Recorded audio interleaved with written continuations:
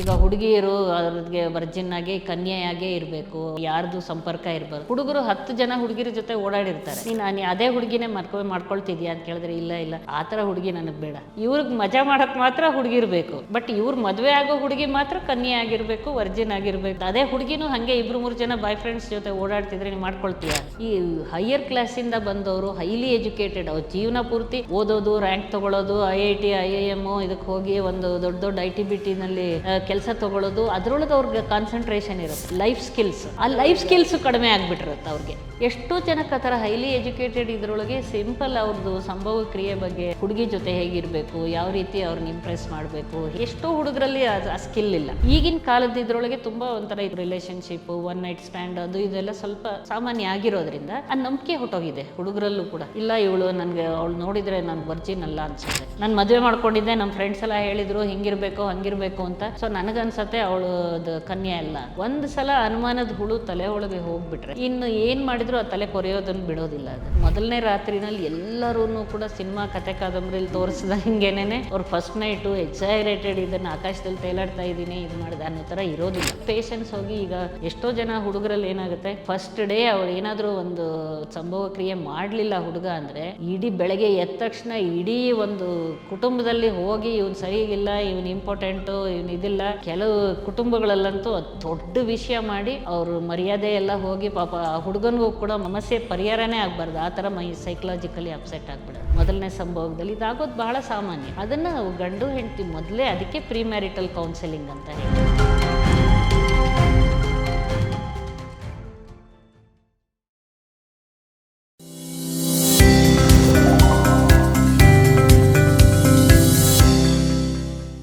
ಬಹಳಷ್ಟು ಜನ, ಎಷ್ಟೋ ಜನ ಫ್ಯಾಮಿಲಿ ಕೋರ್ಟ್ಸಿಂದ ಡೈವೋರ್ಸ್ ಹೋದವರೆಲ್ಲ ಕೂಡ ಬಂದು ಕೌನ್ಸೆಲಿಂಗ್ ಆಗಿ ಬಹಳಷ್ಟು ವಿಷಯಗಳು ಈ ಲೈಂಗಿಕ ವಿಷಯಗಳನ್ನು ಒಳಗೊಂಡಿರುತ್ತೆ. ಬಹಳಷ್ಟು ಜನದ ನಾನು ನೋಡೋದ್ರೊಳಗೆ ಏನು ಅನ್ಕನ್ಸುಮೇಟೆಡ್ ಮ್ಯಾರೇಜಸ್ ಅಂದರೆ ಅವ್ರ ಸಂಭೋಗ ಕ್ರಿಯೆನೇ ಪ್ರಾರಂಭ ಆಗಿರಲ್ಲ, ಮದುವೆ ಆದ ಅದ್ರ ಬಗ್ಗೆ ತಪ್ಪು ತಿಳುವಳಿಕೆ, ಅರ್ಧಂಬರ್ಧ ತಿಳುವಳಿಕೆ, ಸರಿಯಾದ ರೀತಿಯಲ್ಲಿ ಇಬ್ರಿಗೂ ನಾಲೆಡ್ಜ್ ಇಲ್ಲದೆ ಇರೋದು. ಇವಾಗ ಏನಾಗುತ್ತೆ, ಇದನ್ನು ಹೈಲಿ ಎಜುಕೇಟೆಡ್ ಇದ್ರೊಳಗೂ ನಾನು ನೋಡ್ತಾ ಇದ್ದೀನಿ. ಯಾತಕ್ಕಂದರೆ ಅವ್ರಿಗೆ ಏನಾಗುತ್ತೆ ಅಂದರೆ, ಈಗ ನೀವು ಈಗ ಸಣ್ಣ ಇದು ಈಗ ವಿಲೇಜಸ್ಸಲ್ಲಿರೋರು, ಸಣ್ಣ ಕೆಲಸ ಇರೋದು ವ್ಯಕ್ತಿಗಳು, ಇವರೆಲ್ಲ ಅವ್ರ ಜೀವನ ತುಂಬ ಹತ್ತಿರದಲ್ಲಿ ನೋಡ್ಬಿಟ್ಟಿರ್ತಾರೆ. ಚಿಕ್ಕ ಮನೆಗಳು, ಇದರದ್ದು ಒಬ್ರಿಗೊಬ್ರು ತಂದೆ ತಾಯಿ ಹೇಗಿರ್ತಾರೆ, ಗಂಡ ಹೆಂಡತಿ ಹೇಗಿರ್ತಾರೆ, ಬೇಕೋ ಬೇಡವೋ, ಫ್ರೆಂಡ್ಸುಗಳು, ಇದ್ರ ಬಗ್ಗೆ ಅವ್ರಿಗೆ ನಾಲೆಡ್ಜ್ ಚೆನ್ನಾಗಿರುತ್ತೆ.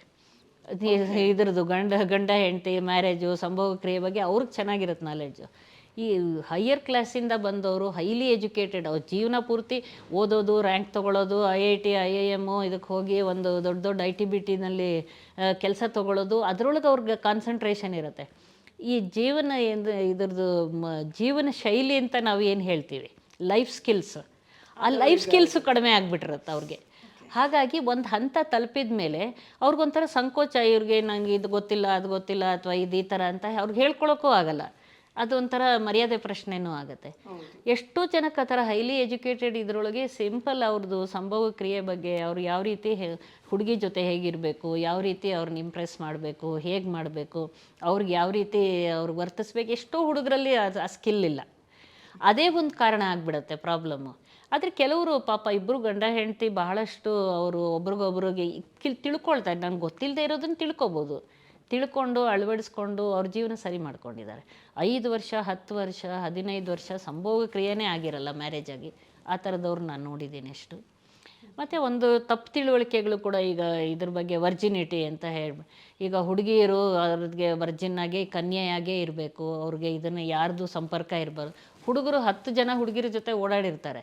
ಅವ್ರನ್ನ ಕೇಳಿ, ನೀವು ಮದುವೆ ಮಾಡ್ಕೊಳ್ಬೇಕಾದ್ರೆ ನಿಮಗೆ ಹುಡುಗಿ ಹಿಂಗೆ ಓಡಾಡಿದರೆ ನೀವು ನಾನು ಎಷ್ಟೋ ಸಲ ಕೇಳಿದ್ದೀನಿ ಅವ್ರಿಗೆ, ಇಲ್ಲ ಅವ್ರ ಜೊತೆ ನನಗೆ ಗರ್ಲ್ ಫ್ರೆಂಡ್ಸ್ ಇದ್ದರು, ಇವರಿದ್ದರು, ಇಲ್ಲ ಅವ್ರ ಜೊತೆ ಇದ್ದೆ, 2-3 ಜನರ ಜೊತೆ ನನಗೆ ರಿಲೇಷನ್ಶಿಪ್ ಇತ್ತು, ಈಗ ಮ್ಯಾರೇಜ್ ಮಾಡ್ಕೊಳ್ತಾ ಇದ್ದೀನಿ.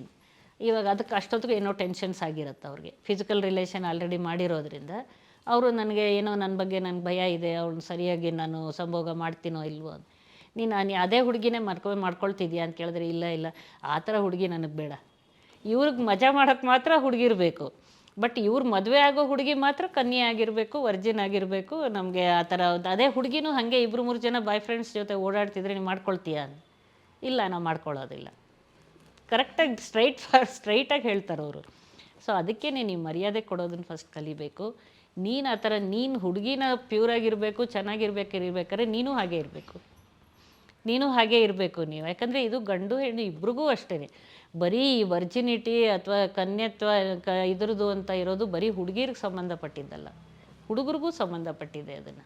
ಯಾಕಂದರೆ ನಿಮಗೆ ಒಂದು ಮ್ಯಾರೇಜಲ್ಲಿ ಕೆಲವು ಕಾರಣಗಳಿಂದ ಕೆಲವು ಏನೋ ಲೈಂಗಿಕ ಅತ್ಯಾಚಾರ ಆಗಿ ಸೆಕ್ಷುವಲ್ ಅಬ್ಯೂಸ್ ಆಯಿತು, ಏನೋ ಗೊತ್ತಿಲ್ಲದೆ ಏನೋ ಸಮಥಿಂಗ್ ಇದು ಪ್ರಾಬ್ಲಮ್ ಆಯಿತು, ಇದಾಯ್ತಂದರೆ ನೀವು ಒಂದು ನಂಬಿಕೆ ಇಟ್ಕೊಳ್ಳಿ. ಮದುವೆ ಅಂತ ಆದಮೇಲೆ ಮದುವೆ ನಿಂತಿರೋದು ನಂಬಿಕೆ ತಳಹದಿ ಮೇಲೆ. ಸೊ ಅದನ್ನು ಒಬ್ರನ್ನೊಬ್ಬರು ನೀವು ನಂಬಿಕೆ ಆದಮೇಲೆ ನೀವು ಉಳಿದಿದ್ದು ಏನೂ ಅದ್ರ ಬಗ್ಗೆ ನೀವು ಯೋಚನೆ ಮಾಡಬಾರ್ದು. ನಾನು ನಿನ್ನನ್ನು ನಂಬ್ತೀನಿ, ನೀನು ನನ್ನ ನಾನು ನಿನಗೋಸ್ಕರ ಇದ್ದೀನಿ, ನೀನು ನನಗೋಸ್ಕರ ಇದೆಯಾ. ಸೊ ಆ ನಂಬಿಕೆ ಫಸ್ಟ್ ಇಟ್ಕೊಳ್ಳಿ. ಎಷ್ಟು ಜನಕ್ಕೆ ಸುಮ್ಮನೆ ಆ ನಂಬಿಕೆ ಇಲ್ಲದೇ ಅಯ್ಯೋ ನನ್ನ ಹೆಂಡತಿಗೆ ಈಗಿನ ಕಾಲದ ಇದರೊಳಗೆ ತುಂಬ ಒಂಥರ ತುಂಬ ಸ್ವಲ್ಪ ಈ relation girls boys relationship, one night stand ಅದು ಇದೆಲ್ಲ ಸ್ವಲ್ಪ ಸಾಮಾನ್ಯ ಆಗಿರೋದ್ರಿಂದ ಆ ನಂಬಿಕೆ ಹೊಟ್ಟೋಗಿದೆ ಹುಡುಗರಲ್ಲೂ ಕೂಡ. ಇಲ್ಲ ಇವಳು ನನಗೆ ಅವಳು ನೋಡಿದರೆ ನನಗೆ ವರ್ಜಿನ್ ಅಲ್ಲ ಅನಿಸುತ್ತೆ, ಈ ರೀತಿ ತುಂಬ ಜನ ಬರ್ತಾರೆ. ನೀವು ಅದನ್ನು ಎಕ್ಸಾಮಿನ್ ಮಾಡಿ ನೋಡಿ ಹೇಳಿ. ನಾನು ಅದಕ್ಕೆ ಹೇಳಿ, ನೋಡಪ್ಪ ಎಕ್ಸಾಮಿನೇಷನ್ ನಿಮಗೆ ವರ್ಜಿನಿಟಿ ಅದು ಇದು ಎಕ್ಸಾಮಿನೇಷನಲ್ಲಿ ಇಲ್ಲ, ನಿನ್ನ ತಲೆಯಲ್ಲಿದೆ, ನಿಮ್ಮಿಬ್ಬರು ನಂಬಿಕೆನಲ್ಲಿದೆ. ಈಗಲೂ ತುಂಬ ಅಮೆರಿಕಾಯಿಂದ ಬಂದವರು ನನಗೆ ಎಷ್ಟು ಜನ ಬಂದು ಕೇಳ, ನಾನು ಮದುವೆ ಮಾಡ್ಕೊಂಡಿದ್ದೆ, ನಮ್ಮ ಫ್ರೆಂಡ್ಸ್ ಎಲ್ಲ ಹೇಳಿದರು ಹಿಂಗಿರಬೇಕು ಹಂಗಿರಬೇಕು ಅಂತ. ಸೊ ನನಗನ್ಸತ್ತೆ ಅವಳು ಅದು ಕನ್ಯೆ ಅಲ್ಲ ಅಂತ. ಒಂದು ಡಾಕ್ಟ್ರು ಇದ್ರದ್ದೇನೆ ಅವ್ರ ಲೈಫ್ ಎಷ್ಟು ಮಿಸರಬಲ್ ಮಾಡಿಬಿಟ್ಟಿದ್ದ ಒಂದು ಹುಡುಗ ಇದ್ರದ್ದು ಅಂದರೆ ಪಾಪ ಕೊನೆಗೆ ಅವಳು ಡೈವರ್ಸ್ ಮಾಡಲೇಬೇಕಾಯ್ತು ಅವಳು. ಹೀಗೆ ನಂಬಿಕೆನೇ ಇಟ್ಕೊಳ್ಳಿಲ್ಲ ಅಂದರೆ ಸುಮ್ಮನೆ ಅನುಮಾನ ಪಡೋದು. ಒಂದು ಸಲ ಅನುಮಾನದ ಹುಳು ತಲೆ ಒಳಗೆ ಹೋಗಿಬಿಟ್ರೆ ಇನ್ನು ಏನು ಮಾಡಿದ್ರು ಆ ತಲೆ ಕೊರೆಯೋದನ್ನು ಬಿಡೋದಿಲ್ಲ ಅದನ್ನು ಅವರು, ನೀವು ಎಷ್ಟೇ ಹೇಳಿದರು. ಆ ರೀತಿ ಬರುತ್ತೆ. ಎಷ್ಟೋ ಜನಕ್ಕೆ ಈ ಥರ ನಾನು ಹೇಳಿದ್ನಲ್ಲ, ಈಗ ಲೈಂಗಿಕ ಸಮಸ್ಯೆಗಳಿರುತ್ತೆ. ಕೆಲವು ಸಲ ಏನಾಗುತ್ತೆ, ಎಲ್ರಿಗೂ ತುಂಬ ಒಂಥರ ಉತ್ಪ್ರೇಕ್ಷಿತವಾದ ಇದು ಇರುತ್ತೆ ತಲೆ ಒಳಗೆ ಭಾವನೆಗಳು. ಫಸ್ಟ್ ನೈಟ್ ಹಿಂಗಿರಬೇಕು ಹಂಗಿರಬೇಕು, ಮ್ಯಾರೇಜು ಅದು ಆ ರೀತಿ ಇರಲಿಲ್ಲ ಅಂದ ತಕ್ಷಣ ಅವ್ರಿಗೆಲ್ಲ ಪೂರ್ತಿ ಏನೋ ತೊಂದರೆ, ಇದು ಇವಳು ಸರಿ ಇಲ್ಲ, ಅವಳು ಸರಿ ಇಲ್ಲ, ಇದು ಸರಿ ಹೋಗಲಿಲ್ಲ, ಅದಿಲ್ಲ ಅಂತ. ಅದೇ ರೀತಿ ಈಗ ಹುಡುಗಿಗೆ ಹೇಗೆ ಒಂದು ರೀತಿಯ ಭಯ ಅಥವಾ ಇದು ಅದ್ರ ಬಗ್ಗೆ ತಿಳುವಳಿಕೆ ಇರೋದಿಲ್ಲ, ಆತಂಕ ಇದೆಲ್ಲ ಇರೋ ಥರ ಹುಡುಗರಲ್ಲೂ ಇರುತ್ತೆ ಪರ್ಫಾರ್ಮೆನ್ಸ್ ಆ್ಯಂಗ್ಸೈಟಿ. ಇದರಿಂದ ಅವ್ರಿಗೆ ಮೊದಲನೇ ರಾತ್ರಿನಲ್ಲಿ ಎಲ್ಲರೂ ಕೂಡ ಸಿನಿಮಾ ಕತೆ ಕಾದಂಬರಿಲಿ ತೋರಿಸ್ದ ಹಿಂಗೇನೆ ಅವ್ರು ಫಸ್ಟ್ ನೈಟು ಎಕ್ಸಾಗರೇಟೆಡ್, ಇದನ್ನು ಆಕಾಶದಲ್ಲಿ ತೇಲಾಡ್ತಾ ಇದ್ದೀನಿ ಇದು ಮಾಡಿದೆ ಅನ್ನೋ ಥರ ಇರೋದಿಲ್ಲ. ರಿಯಾಲಿಟಿನ ಅರ್ಥ ಮಾಡ್ಕೊಳ್ಬೇಕು ಅದನ್ನು. ಕೆಲವರಲ್ಲಿ ಅದನ್ನು ಚೆನ್ನಾಗಿರ್ಬೋದು, ಒಳ್ಳೆ ಅಂಡರ್ಸ್ಟ್ಯಾಂಡಿಂಗಿಂದ ಒಳ್ಳೆ ಇದರಿಂದ ಮಾಡಿದ್ರೆ 100ರಲ್ಲಿ 20 ಜನಕ್ಕೆ ಅದನ್ನು ಫಸ್ಟ್ ನೈಟಲ್ಲಿ ಅವ್ರಿಗೆ ಸಂಭವ ಕ್ರಿಯೆ ನಡ್ಸೋಕ್ಕಾಗ್ಬೋದು. ಸಾಮಾನ್ಯವಾಗಿ ಏನಾಗುತ್ತೆ, ನಮ್ಮ ರಿಚುವಲ್ಸು ಮದುವೆ ಬೆಳಗಿಂದ ರಾತ್ರಿ ತನಕ ಎಲ್ಲ ಥರ ರಿಚುವಲ್ಸ್ ಮಾಡಿ ರಾತ್ರಿ 12 ಗಂಟೆಗೆ ಅವರು ರೂಮ್ಗೆ ಹೋಗೋ ಹೊತ್ತಿಗೆ ಸುಸ್ತಾಗಿ ಹೋಗಿ ಅಲ್ಲಿ ನಿದ್ದೆ ಬರ್ತಾ ಇರುತ್ತೆ. ಹಾಗಾಗಿ ಇಬ್ಬರಲ್ಲೂ ಆ ಒಂದು ಎನರ್ಜಿನೂ ಇರಲ್ಲ, ಇದಿರಲ್ಲ. ಅವರು ಒಂದು ಪರ್ಫೆಕ್ಟ್ ಒಳ್ಳೆ ರೀತಿಯಲ್ಲಿ ಇದನ್ನು ಸಂಭವ ಕ್ರಿಯೆ ಮಾಡೋಕ್ಕೆ ಆಗದೇ ಇರ್ಬೋದು. ಅದರ ಅರ್ಥ ಅದೇನೋ ಅವ್ರದ್ದು ಫೇಲ್ಯೂರು ಅನ್ನೋ ಥರ ಅನ್ಕೋಬಾರ್ದು. ಇದೆಲ್ಲ ಸಹಜವಾಗಿ ಆಗೋದು. ನಮ್ಮ ಹ್ಯೂಮನ್ ಬಾಡಿಗೊಂದು ಲಿಮಿಟೇಷನ್ಸ್ ಇದೆ. ನಂತರ ಕೆಲವು ದಿನಗಳಲ್ಲಿ ಒಬ್ರಿಗೊಬ್ರು ಹೊಂದಾಣಿಕೆ ಇಟ್ಕೊಂಡು ಆ ಸಮಸ್ಯೆಗಳು ಪರಿಹಾರ ಮಾಡಿಕೊಂಡು ಅದರೊಳಗೂ ತೊಂದರೆ ಆದರೆ ವೈದ್ಯರ ಹತ್ರ ಬಂದು ನೋಡಿ ಸರಿ ಮಾಡ್ಕೊಳ್ಳೋದ್ರೆ ಖಂಡಿತ ಸರಿ ಹೋಗುತ್ತೆ. ಅಷ್ಟರೊಳಗೆ ಪೇಷನ್ಸ್ ಹೋಗಿ, ಈಗ ಎಷ್ಟೋ ಜನ ಹುಡುಗರಲ್ಲಿ ಏನಾಗುತ್ತೆ, ಫಸ್ಟ್ ಡೇ ಅವಳು ಏನಾದರೂ ಒಂದು ಸಂಭವ ಕ್ರಿಯೆ ಮಾಡಲಿಲ್ಲ ಹುಡುಗ ಅಂದರೆ ಇಡೀ ಬೆಳಗ್ಗೆ ಎದ್ದ ತಕ್ಷಣ ಇಡೀ ಒಂದು ಕುಟುಂಬದಲ್ಲಿ ಹೋಗಿ ಇವನು ಸರಿಗಿಲ್ಲ, ಇವನು ಇಂಪಾರ್ಟೆಂಟು, ಇವನು ಇದಿಲ್ಲ, ಅವನು ಹಾಗೆ ಹೀಗೆ ಅಂತ ಹಬ್ಬಿಸಿ ಎಷ್ಟು ಜನಕ್ಕೆ ಪಾಪ. ಅದರೊಳಗೂ ವಿಲೇಜಲ್ಲಿ ಇದರೊಳಗೆಲ್ಲಂತೂ ಕೆಲವು ಕುಟುಂಬಗಳಲ್ಲಂತೂ ಅದು ದೊಡ್ಡ ವಿಷಯ ಮಾಡಿ ಅವರು ಮರ್ಯಾದೆ ಎಲ್ಲ ಹೋಗಿ ಪಾಪ ಆ ಹುಡುಗನಿಗೂ ಕೂಡ ಮತ್ತಿನ್ನು ಯಾವಾಗಲೂ ಕೂಡ ಅವನ ಸಮಸ್ಯೆ ಪರಿಹಾರನೇ ಆಗಬಾರ್ದು, ಆ ಥರ ಸೈಕಲಾಜಿಕಲಿ ಅಪ್ಸೆಟ್ ಆಗಿಬಿಡೋದು. ಬಟ್ ಇದು ಸಾಮಾನ್ಯ. ಈ ಹುಡುಗರಲ್ಲಿ ಸಮಸ್ಯೆ ಬರೋದಾಗಲಿ, ಒಂದು ನಿಮಿಷ ದೌರ್ಬಲ್ಯ ಅಥವಾ ಶೀಘ್ರ ಸ್ಖಲನ ಮೊದಲನೇ ಸಂಭೋಗದಲ್ಲಿ ಇದಾಗೋದು ಬಹಳ ಸಾಮಾನ್ಯ. ಅದನ್ನು ನಾವು ಗಂಡು ಹೆಂಡತಿ ಮೊದಲೇ, ಅದಕ್ಕೆ ಪ್ರೀ ಮ್ಯಾರಿಟಲ್ ಕೌನ್ಸೆಲಿಂಗ್ ಅಂತ ಹೇಳೋದು. ವಿವಾಹ ಪೂರ್ವ ಮಾರ್ಗದರ್ಶನಕ್ಕೆ ಒಂದು ಸಲ ಬಂದಾಗ ಫಸ್ಟ್ ನೈಟ್ ಬಗ್ಗೆ, ವಿವಾಹದ ಸಂಬಂಧದ ಬಗ್ಗೆ, ಅದರ ಮಹತ್ವದ ಬಗ್ಗೆ, ಏನು ಸಮಸ್ಯೆಗಳು ಬರ್ಬೋದು ಇಬ್ಬರಲ್ಲೂ, ಅದನ್ನು ಯಾವ ರೀತಿ ಪರಿಹಾರ ಕಂಡುಕೊಳ್ಬೋದು, ಇದನ್ನೆಲ್ಲ ವಿವಾಹ ಪೂರ್ವ ಮಾರ್ಗದರ್ಶನದಲ್ಲಿ ಮಾಡ್ಕೋಬೋದು. ಆವಾಗೇನಾಗುತ್ತೆ, ಈ ರೀತಿ ತೊಂದರೆಗಳಾಗೋದಿಲ್ಲ. ಇಲ್ಲಾಂದರೆ ತಪ್ಪರ್ಥಗಳಲ್ಲೇ ಒಂದು ಸಲ ತಪ್ಪರ್ಥ ಶುರುವಾದರೆ ಅದೇ ಕಂಟಿನ್ಯೂ ಆಗುತ್ತೆ. ಆದರೆ ಇದು ಕೆಲವು ಸಲ ಸಾಮಾನ್ಯ ಮಾಡೋದ್ರೊಳಗೆ ಆಮೇಲೆ ತಾನೇ ಸರಿ ಹೋಗುತ್ತೆ ಕೆಲವು ತಿಂಗಳುಗಳಲ್ಲಿ ಇದರೊಳಗೆ. ಆ ಭಾವನೆಯಿಂದ ಬೆಳೆಸ್ಕೋಬೇಕು. ಬಟ್ ಕೆಲವ್ರಿಗೆ ಅವ್ರ ಎಕ್ಸ್ಪೆಕ್ಟೇಷನ್ನೇ ಅನ್ರಿಯಲಿಸ್ಟಿಕ್ ಎಕ್ಸ್ಪೆಕ್ಟೇಷನ್ ಆಗೋಗ್ಬಿಡುತ್ತೆ. ಅದು ಹುಡುಗಿಗೂ ಸಮಸ್ಯೆ ಆಗುತ್ತೆ ಕೆಲವು ಸಲ. ಯಾಕಂದರೆ ಹುಡುಗಿನಲ್ಲೂ ಕೂಡ ಒಂದು ಇವರು ಎಷ್ಟೋ ಜನದ ಇದರೊಳಗೆ ಸರಿ ಹೋಯ್ತಾ, ಅವ್ರು ಬ್ಲೀಡಿಂಗ್ ಆಗಬೇಕು ಫಸ್ಟ್ ನೈಟಲ್ಲಿ ಅಥವಾ ಮೊದಲ ಸಂಭೋಗದಲ್ಲಿ, ಅವ್ರಿಗೆ ನೋವಾಗಬೇಕು, ಬ್ಲೀಡಿಂಗ್ ಆಗಬೇಕು, ಇದಾಗಬೇಕು, ಕನ್ಯಾಪುರೆ ಇಡಬೇಕು, ಈ ಥರ ಎಲ್ಲ ತಪ್ಪು ಭಾವನೆಗಳು ತುಂಬ ಇದೆ.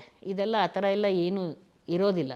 ಯಾಕಂದರೆ ಬೆಳವಣಿಗೆ ರೀತಿಯಲ್ಲೇ ಕನ್ಯಾಪೊರೆ ಅಥವಾ ಯೋನಿಪೊರೆ ಇದರೊಳಗೆ ಬೆಳವಣಿಗೆ ರೀತಿಯಲ್ಲೇ ಬದಲಾವಣೆ ಇರುತ್ತೆ ಒಬ್ಬರಿಂದೊಬ್ಬರಿಗೆ.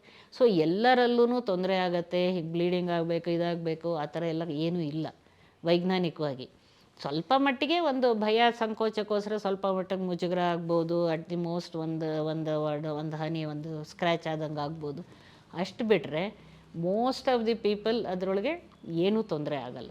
ಅದನ್ನು ಹುಡುಗಿಯರು ತಿಳ್ಕೊಬೇಕು, ಹುಡುಗರು ತಿಳ್ಕೊಬೇಕು. ಆರೋಗ್ಯ ಮಾಹಿತಿಯ ಇಂಥ ಮತ್ತಷ್ಟು ವಿಡಿಯೋಗಳಿಗಾಗಿ Vishwavani health YouTube channel subscribe ಮಾಡಿ.